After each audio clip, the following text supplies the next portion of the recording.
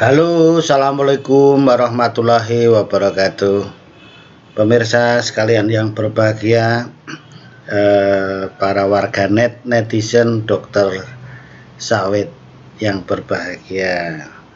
Kali ini dokter sawit akan menjawab pertanyaan dari Pak Opi Bastian, yang ada di Jambi.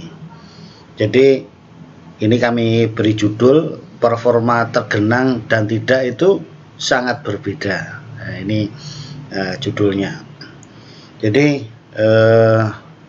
pemirsa sekalian yang berbahagia, ini kondisi kebun dari Pak Opi yang ditanyakan. Jadi luas total kebunnya seluas sekitar 15 hektar dan menggunakan bibit yang ngambi PPKS. Nah, jadi kemudian intinya yang ditanyakan adalah kenapa yang di daerah atas dan di daerah rendahan itu performanya berbeda. Nah, yang satu yang di atas ini sama-sama tanah mineral katanya itu sudah panen, atau di sini sebutkan pruning pertama atau penunasan yang pertama. Jadi ini kenapa Pak, dan mohon solusinya. Nah, jadi padahal yang yang di atas itu udah besar-besar dan ini perawatannya sama persis katanya, pemupukannya sama ya, bedanya hanya terkena banjir 3-4 hari. Nah, ini bedanya dan kenapa bisa berbeda. Jadi ini perbandingannya coba kita lihat, kita review dulu yang bagian atas, bagian bawah bagaimana. Jadi ini gambar-gambar yang dikirim perbandingannya seperti ini.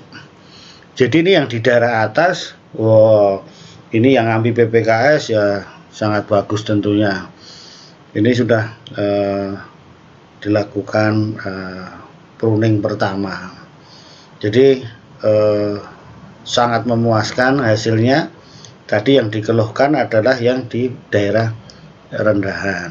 Nah, ini kalau di bagian atas dirawat sesuai standar ya, pasti bagus. Namanya bibit unggul. Jadi ini yang tadi yang ambil. Jadi yang di daerah atas ini 90% kondisinya sudah seperti ini.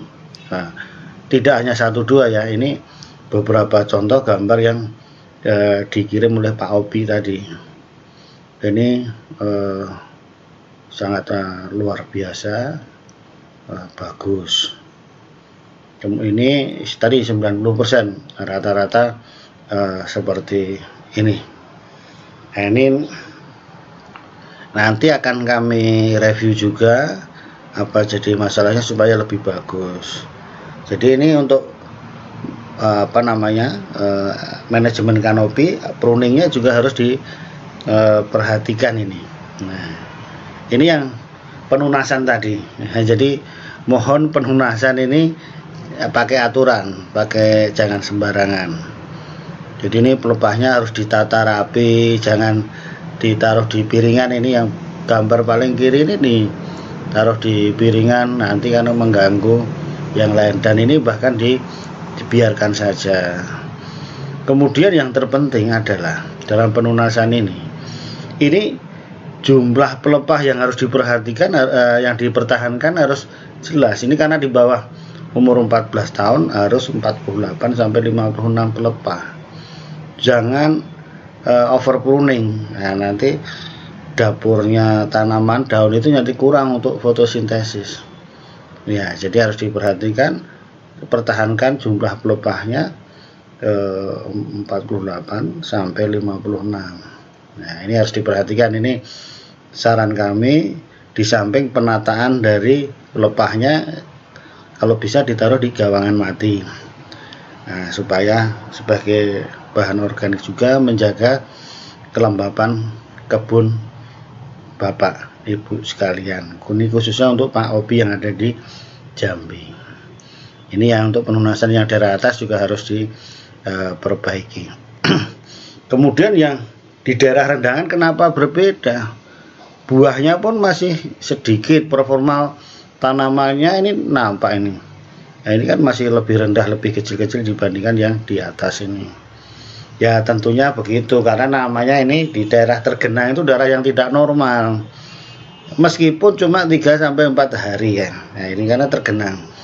Makanya yang tanah yang drainasenya jelek, tidak lancar airnya, itu termasuk daerah marginal. Daerah yang pertumbuhan untuk kelapa sawit juga tidak optimal. Karena apa? Tanaman ini kan tanaman aerob, perlu apa? Jadi ini akan kelelep, ya, akan tercekik dan sebagainya. Lebih berbahaya lagi kalau tergenangnya sampai 20 hari. Nah, 20 hari itu udah berbahaya, sudah bisa kadang mematikan tanaman. Ya, jadi nanti kita bahas bagaimana solusinya. Kita lihat performanya dulu ya, pasti terhambat pertumbuhannya. Ya, ini buahnya pasti lebih kecil, kadang juga terlambat menjadi tanaman TM-nya. Nah, ini kondisinya. Ini kan yang ini udah mulai nampak kuning-kuning ini, udah mulai terhambat. Nah, mulai kuning-kuning ini kan terendam seperti ini. Nah, ini demikian lebih jelas lagi, lebih nampak lagi.